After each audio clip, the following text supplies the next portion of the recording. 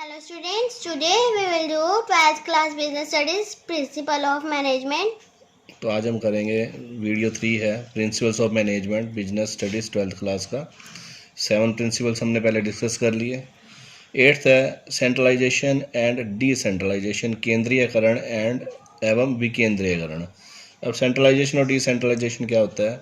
Centralisation तो होता है पावर को एक सेंटर में रखना, मतलब एक अपने हाथ में ही रखना, पूरी पावर को सेंट्रलाइज करना पावर को। डिसेंट्रलाइज होता है कि ये जो अधिकार हैं, जो राइट्स हैं, उनको फैला देना, मतलब फैलाव कर देना ज़्यादा। तो according to this principle the superior should adopt effective centralization instead of complete centralization, यानी कि पूरी की सत्ता अपने हाथ में रख ले, कंप्लीट सेंट्रलाइजेशन ना होकर इफेक्टिव सेंट्रलाइजेशन होना चाहिए and complete decentralisation.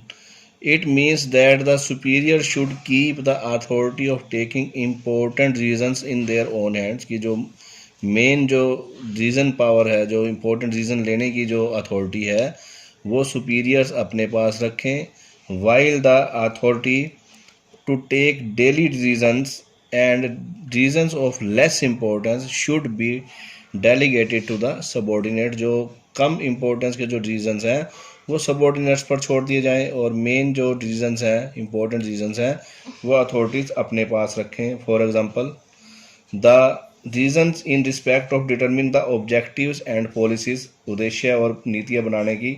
Expansion of business को बढ़ाने से संबंधित जो रीजंस हैं वो सुपीरियर्स के हाथ में रहें। On the other hand authority for the purchase of raw material, granting leave to employees etcetera should be delegated to subordinates. जो कम इम्पोर्टेंस के जो है वो डेलीगेट्स को सौंप दिया जाए। अब इसका पॉजिटिव इफेक्ट क्या होगा हमने लिखे नहीं है, वैसे डिस्कस कर लेते हैं। पहली बात तो जो सुपीरियर्स हैं उनके वर्कलोड में कमी होगी, अगर वो सारे रीजंस स्वयं ही लेने लगे, इम्पोर्टेंट भी कम इम्पोर्टेंस वाले भी, तो उनका वर्कलोड बढ़ जाएगा। तो अगर हम इसको फॉलो करते हैं सेंट्रलाइजेशन, इफेक्टिव सेंट्रलाइजेशन और डिसेंट्रलाइजेशन को, तो वर्कलोड जो है सुपीरियर्स का वो कम होता है। और बेटर एंड क्विक रीजंस, क्योंकि वर्कलोड कम हो गया तो उन्होंने इम्पोर्टेंस प्रकृति के रीजन जो है ऊपर वालों लेने हैं, कम इम्पोर्टेंस वाले नीचे वालों लेने हैं, तो निर्णय जो है रीजन जो है जल्दी आ जाते हैं। और वायलेटिंग इफेक्ट क्या है? वर्कलोड बढ़ जाता है और रीजन लेने में देरी लगती है। नेक्स्ट प्रिंसिपल 9th है स्केलर चेन, इसको हम सोपान श्रृंखला बोलते हैं। सोपान मतलब सीढ़ी होती है। It refers to a formal line of authority which moves from highest to lowest in a straight line. और फेयल की ओपिनियन क्या है इसमें?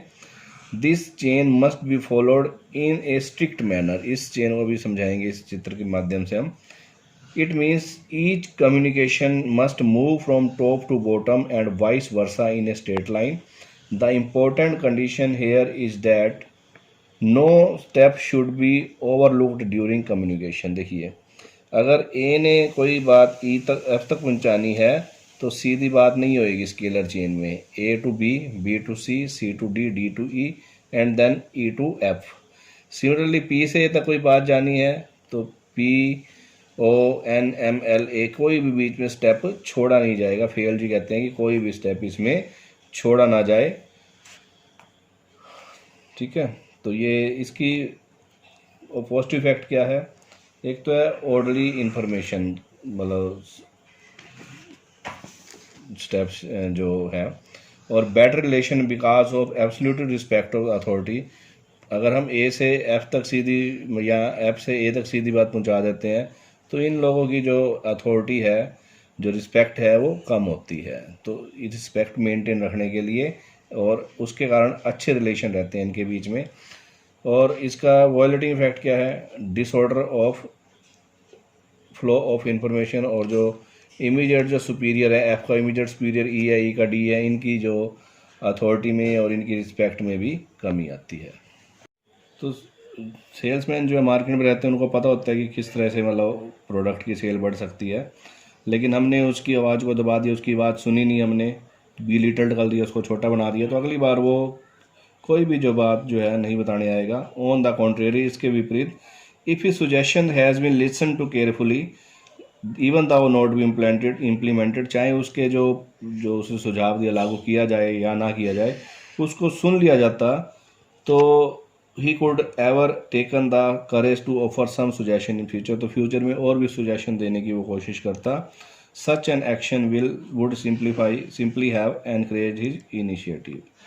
तो पॉजिटिव इफेक्ट क्या है, जो कर्मचारी हैं, एम्प्लॉयज़ हैं, उनकी थिंकिंग पावर में वृद्धि होती है, और increase in the sense of attachment, और संस्था के साथ अटैचमेंट भी उनकी बढ़ती है। और इसका निगेटिव इफेक्ट क्या, अगर हम इसको वायलेट करते हैं, नॉन कोऑपरेशन का जो है माहौल उत्पन्न हो जाता है, और अटैचमेंट कंपनी से कर्मचारियों की वो कम हो जाती है। और लास्ट जो हमारा प्रिंसिपल है, एस्पिरिट द कोऑप्स, इसकी जो समरी है, मतलब इसका जो सार है इस प्रिंसिपल का, word we should be used instead of I, मैं की जगह कौन सा वर्ड यूज होना चाहिए, हम यूज होना चाहिए। As per this principle a manager should continuously make effort to develop a team spirit among the subordinates, team spirit से काम करना चाहिए, उनके अंदर भावना उत्पन्न की जाए कि हम सब एक हैं, हम एक पूरी एक टीम है, हम एक इंडिविजुअल नहीं है अलग अलग, हम एक टीम है।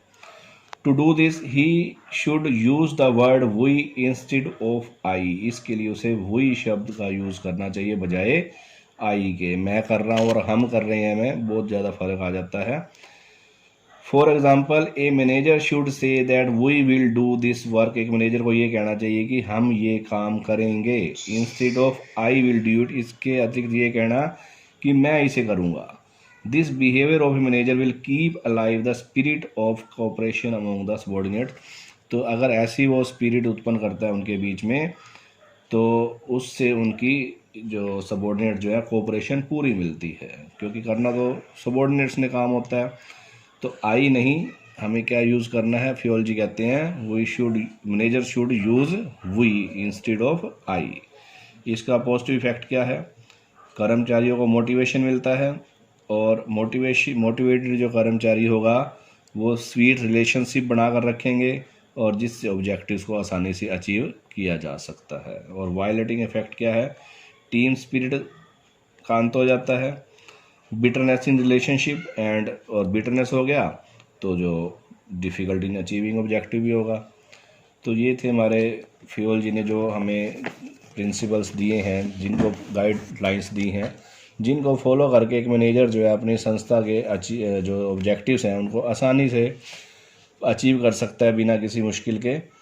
तो फिर हम कंक्लूजन में कहेंगे, clarifying his principles of management, Fayol has pointed out that since management is related to human beings, nothing can be said to with a sense of finality, क्योंकि जो मैनेजमेंट है जो ह्यूमन बीइंग से related है, तो कोई भी चीज़ finally नहीं कही जा सकती, क्योंकि ह्यूमन टू ह्यूमन जो है नेचर का फ़र्क होता है। What principles are to be applied at what time, in what situation and to what degree, it all depends on the experience, efficiency and decision making power of the manager, कि ये जो आपके जो guiding map है, जो guidelines हैं, जो principles हैं, कब यूज़ किए जाएं, किस सिचुएशन में यूज़ किए जाएं, और कितने अमाउंट में, कितनी एक्सटेंट में, मतलब कितनी डिग्री में यूज़ किए जाएं, ये किस पर डिपेंड करता है। ये मैनेजर का जो एक्सपीरियंस है, उसकी जो कुशलता है, एफिशिएंसी है, और उसकी जो निर्णय लेने की जो क्षमता है उस पर डिपेंड करता है। तो thus the principles advocated by Fayol have an element of flexibility, तो ये जो प्रिंसिपल है इनमें फ्लेक्सिबिलिटी पाई जाती है, चेंजिंग सिचुएशन के अकॉर्डिंग जो मैनेजर है इसकी मात्रा में कमी कर सकते हैं, कौन सा प्रिंसिपल अडोप्ट करना है वो सोच सकते हैं। तो ये था हमारा प्रिंसिपल्स ऑफ मैनेजमेंट का तीसरा वीडियो आज। इन 3 वीडियो में आपके प्रिंसिपल्स ऑफ मैनेजमेंट जो है कंप्लीट हो गए हैं। तो इस वीडियो को लाइक, सब्सक्राइब एंड शेयर ज़रूर करें, और कोई भी समस्या आए तो कमेंट ज़रूर करें। Thank you. नेक्स्ट है order. According to this principle a right person should be placed at the right job, एक सही व्यक्ति जिसके लिए वो काबिल है, जो वो कर सकता है, वो जॉब उसको दी जानी चाहिए। And A right thing should be placed at the right place, और जो चीज़ यूज़ होनी है वो सही स्थान पर रखा जाए। जैसे आप घर पे देखते हो, बच्चे ने पढ़ना है, अगर उसने सही जगह पर अपनी copy notebook, books, pencil, eraser वगैरह एक सही स्थान पर रखी होगी तो अगले दिन उसको ढूंढने में मुश्किल नहीं होगी। तो वो भी एक तरह का ऑर्डर होता है। और ऑर्डर दो तरह के होते हैं, मतलब बिजनेस कंसर्न्स की बात करें कि जो सही स्थान पर सही वस्तु रखी जाए। मटेरियल ऑर्डर होता है फिजिकल रिसोर्सेज के लिए, और सोशल ऑर्डर होता है फॉर ह्यूमन रिसोर्सेज। ऊपर दोनों की बात आई है कि जो राइट थिंग राइट प्लेस पर हो वो मटेरियल ऑर्डर के लिए, और right person at the right place वो सोशल ऑर्डर के लिए है। और फॉर एग्जांपल आपको दिया हुआ है, an employee working in a factory should know the place और source from where he can get his tools in case of need. कि जो टूल्स हैं जो उसके काम के वो कहाँ रखे हुए हैं, मतलब एक तरह का ऑर्डर होना चाहिए कि काम करके आप जहाँ एक एम्प्लॉय कर्मचारी रख के जा रहा है, दूसरी शिफ्ट में दूसरा कर्मचारी आ रहा है, उसको पता होना चाहिए कि वो हम मेरे को जो टूल्स हैं उस स्थान से मिलेंगे। तो ये ऑर्डर होता है एक तरह का, मतलब जिससे जो है फालतू में समय नष्ट नहीं होता। अब इसका पॉजिटिव इफेक्ट क्या है? Complete utilization of material and human resources.